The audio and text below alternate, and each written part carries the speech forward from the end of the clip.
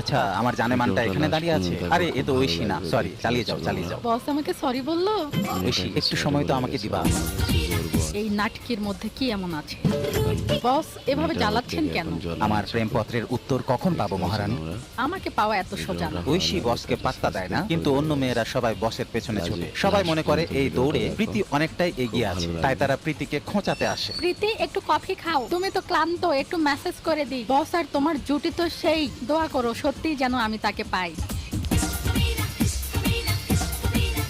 প্রীতি madam, বসকে নিয়ন্ত্রণে রাখতে হবে। ঐশী, এখান থেকে একটা চিরকুট তোলো, আমাদের মধ্যে যার নাম উঠবে সেই বসকে পাবে।